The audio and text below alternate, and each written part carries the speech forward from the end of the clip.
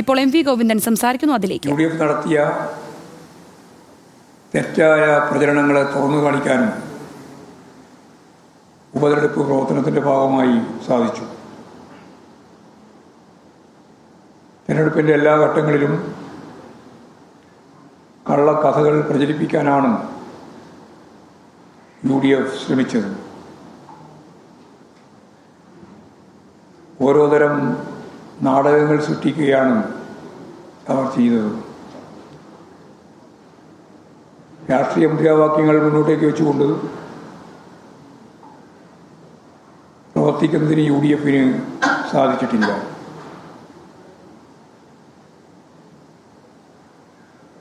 പലതരം വിവാദങ്ങൾ സൃഷ്ടിച്ച് ജനങ്ങളുടെ കണ്ണിൽ പൊടിയിടാനുള്ള ശ്രമങ്ങളാണ് ഉണ്ടായത്. അവയെ ജനങ്ങൾ തള്ളുന്ന നിലയാണ് ഉപതെരഞ്ഞെടുപ്പ് ഘട്ടങ്ങളിൽ കണ്ടത്. ഇടതുപക്ഷ ജനാധിപത്യ മുന്നണിയുടെ രാഷ്ട്രീയ നിലപാടുകളും വലതുപക്ഷം കാണിക്കുന്ന തെറ്റായ സമീപനങ്ങളും തുറന്നു കാട്ടിക്കൊണ്ടാണ് LDF തിരഞ്ഞെടുപ്പിൽ മത്സരിച്ചത്. മതനിരപേക്ഷ ഉള്ളടക്കത്തെ ഉയർത്തിക്കാണിക്കാനും അതിനെതിരായി രൂപം കൊണ്ട വർഗീയ കൂട്ടുകെട്ടുകളെ തുറന്നു കാണിക്കാനും ആ മണ്ഡലത്തിൽ നല്ലതുപോലെ ഇടതുപക്ഷ ജനാധിപത്യ മുന്നണിക്ക് സാധിച്ചു. ഇടതുപക്ഷ ജനാധിപത്യ മുന്നണി സ്ഥാനാർത്ഥിയെ പ്രഖ്യാപിച്ച ആ നിമിഷം മുതൽ കേരളത്തിലും പ്രത്യേകിച്ച് നിലമ്പൂരിലും വലിയ സ്വീകാര്യതയാണ് സ്ഥാനാർത്ഥിക്ക് നേടാൻ സാധിച്ചിട്ടുള്ളത്.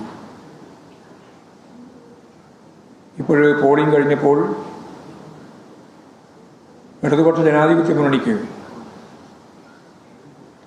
വലിയ രീതിയിലുള്ള വിജയം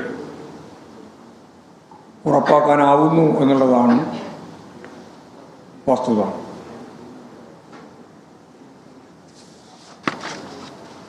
UDFനും പ്രത്യേകിച്ച് കോൺഗ്രസിനകത്തും ഉണ്ടായിട്ടുള്ള തർക്കങ്ങൾ കൂടുതൽ ശക്തിയായി പുറത്തു വരുന്നതിന്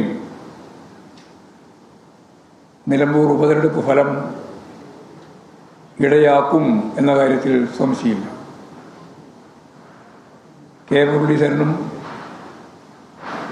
ശശി തരൂരും തമ്മിലുള്ള വാക്പോരുകളും ഇതിൻ്റെ ഉദാഹരണമായിട്ട് കാണാൻ കഴിയും. നിലമ്പൂരിന് ശേഷം UDFനകത്ത് വലിയ പൊട്ടിത്തെറികളാണ് ഉണ്ടാകാൻ പോകുന്നത്. ശരിയായ രാഷ്ട്രീയ നിലപാടുകൾ എടുത്തതിലൂടെ നിലമ്പൂരിൽ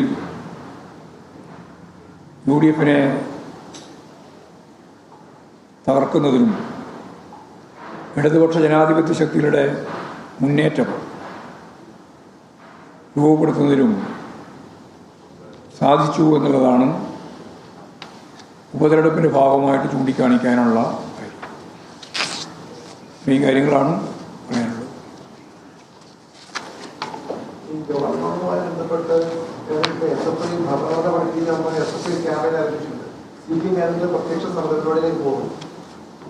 ഇല്ല, ഇപ്പോൾ പ്രത്യക്ഷ പരിപാടികളൊന്നുമല്ല. ഇതന്നെ പ്രത്യക്ഷ പരിപാടി.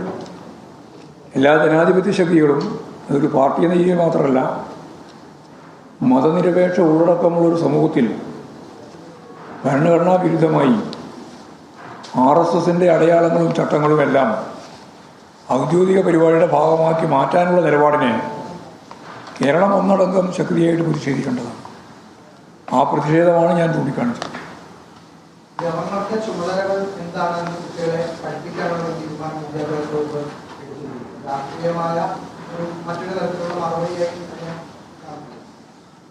ഇല്ല, ഭരണഘടന പഠിപ്പിക്കുന്നത് എപ്പോൾ നല്ലതല്ലേ.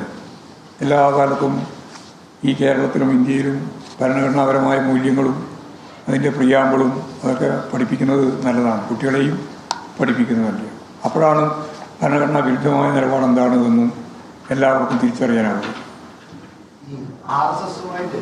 മുൻപ് കൂട്ടിച്ചേർത്തിൽ നിന്ന് മാഷ് പറഞ്ഞത് സെക്രട്ടറി യോഗത്തിൽ ഏതെങ്കിലും തരത്തിൽ ചർച്ചയായത് അതൊന്നും ചർച്ച ചെയ്യില്ല. അതൊക്കെ സ്വാധീനിക്കുന്ന ഘടകമാണ്. അതിനെ പറഞ്ഞാണ് ചർച്ചയായോ? ഒരു ചർച്ചയില്ല. അത് സംബന്ധിച്ച് ഞങ്ങൾ ചർച്ച ചെയ്തിട്ടില്ല. മാഷിന് ഏതെങ്കിലും തരത്തിൽ വിമർശനം ഉണ്ടായത് മാഷ് പറയാൻ ബുദ്ധിമുട്ടുണ്ട്. വിമർശനം ഉണ്ടായെന്ന് പറയുന്നതിൽ എന്താ കുഴപ്പം? എന്താ ബുദ്ധിമുട്ട്? സ്വയം വിമർശനമല്ലേ ഞങ്ങളെ ഏറ്റവും പ്രധാനപ്പെട്ട ഊർജ്ജം തന്നെ. അത് നിങ്ങൾ ധരിക്കുന്നതാണ് തെറ്റായ നിലപാട്. ഒരു ഊർജ്ജത്തിനും പ്രശ്നമില്ല. അതിലെന്തെങ്കിലും പ്രശ്നം ഉണ്ടെങ്കിലല്ലേ ഊർജ്ജം ഉണ്ടാവേണ്ട കാര്യമില്ല. സ്വയം വിമർശനം ഉണ്ടാവേണ്ട കാര്യമില്ല, ചർച്ചയും ചെയ്യേണ്ട കാര്യമില്ല. ചർച്ച ചെയ്തിട്ടുമില്ല, സ്വയം വിമർശനം ഒട്ടും ഉണ്ടായിട്ടില്ല. പോരെ?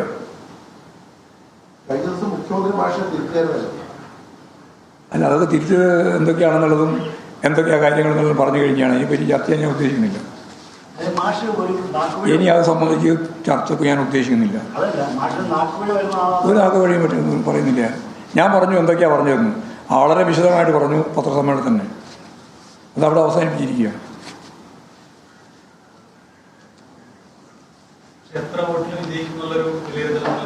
ഇത് വോട്ടൊന്നും ഞങ്ങൾ തീരുമാനിച്ചിട്ടില്ല. നല്ല രീതിയിൽ വിജയിക്കും. അൻവറിനേക്കാളും അങ്ങനെ ഞാൻ വിചാരിച്ചു ഇപ്രാവശ്യം അൻവറിനേക്കാളും അതല്ലേ വോട്ടിൻ്റെ കാര്യം ഞാൻ ഇപ്പോൾ പറയുന്നില്ല. ഇടതുപക്ഷ ജനാധിപത്യ മുന്നണി നല്ല രീതിയിലുള്ള പ്രവർത്തനം സംഘടിപ്പിച്ചിട്ടുണ്ട്. നല്ല രീതിയിലുള്ള സ്വീകരണം ജനങ്ങളിൽ നിന്ന് ലഭിച്ചിട്ടുണ്ട്. പോളിംഗും അത് തന്നെയാണ് കാണിക്കുന്നത്. നല്ല രീതിയിൽ ഇടതുപക്ഷ ജനാധിപത്യ മുന്നണി ജയിക്കും. ഇല്ല ഞങ്ങളതൊന്നും വിലയിരുത്തില്ല. ആ നമ്പറൊന്നും വിലയിരുത്തേണ്ട ഒരു കാര്യമില്ല.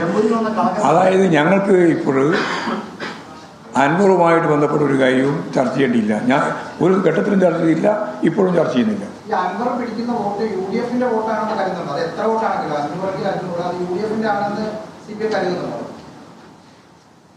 അൻവറുമായിട്ട് ബന്ധപ്പെട്ട ഒരു കാര്യവും ഞാൻ പറയാൻ ഉദ്ദേശിക്കുന്നില്ല.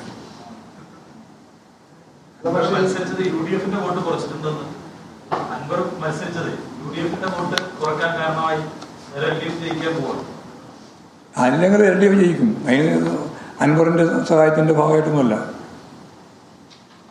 ഞങ്ങൾ അവിടെ നല്ല രീതിയിൽ ജയിക്കും. അതൊന്നും ഇപ്പം വിലയിരുത്താനായില്ല. അതിൽ പിന്നീട് വിലയിരുത്തും. അതൊന്നും ഇവിടെ ഇപ്പം വിലയിരുത്തേണ്ട കാര്യമില്ല.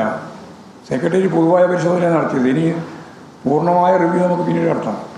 അന്നേരം പിന്നെ എന്താണ് ഓരോ ബൂത്ത് എങ്ങനെയാണ്, അതുപോലെ തന്നെ പഞ്ചായത്ത് എങ്ങനെയാണ്, മണ്ഡലം മൊത്തം എങ്ങനെയായിരുന്നു എന്നൊക്കെയുള്ള അന്നേരം നമുക്ക് വിളിക്കും.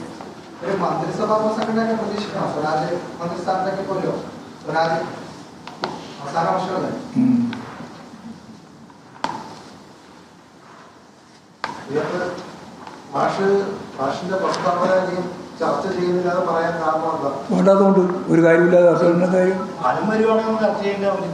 അതിനെ പാരമ്പര്യത്തില്ല. അത് അന്നേരം ചർച്ച ചെയ്യാം. ഫലം വരട്ടെ.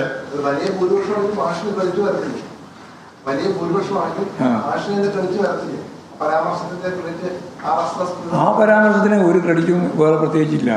ചരിത്രത്തിൻ്റെ ഭാഗമായിട്ടൊരു കാര്യം പറഞ്ഞത് മാത്രമേ ഉള്ളൂ. അതിങ്ങനെ വലിയ ചർച്ചയാക്കേണ്ട ഒരു കാര്യമില്ല. ചില ആൾക്ക് വേറെ ഒന്നും കിട്ടാതിരുന്നപ്പോൾ ചർച്ചയാക്കിയെന്ന് മാത്രമേ ഉള്ളൂ. അതിലൊന്നും ഞാൻ ഒരു തരത്തിലുള്ള വിശദീകരണം നൽകാൻ ഇപ്പോൾ ഉദ്ദേശിക്കുന്നില്ല. വിശദീകരണം നൽകിക്കഴിഞ്ഞു. മുഖ്യമന്ത്രിയും പറയേണ്ടത് പറഞ്ഞു കഴിഞ്ഞു. പാർട്ടിക്ക് പറയാനുള്ളത് പാർട്ടിയും പറഞ്ഞു.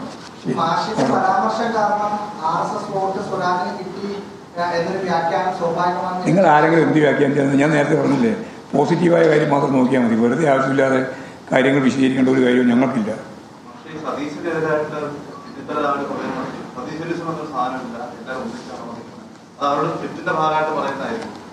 അത് അയാളോട് ചോദിച്ചാലല്ലേ മനസ്സിലാവുള്ളൂ. എനിക്കറിയില്ല എങ്ങനെയാണ് പറയുന്നത്. ഇപ്പോൾ ഓരോരുത്തരെ പറ്റി ഓരോ ഇസം പറയുകയാണ്. അതിൽ അർത്ഥമില്ലാത്ത പദപ്രയോഗങ്ങളാണ്. വെറുതെ പറഞ്ഞുകൊണ്ടിരിക്കുക ഓരോ പദം.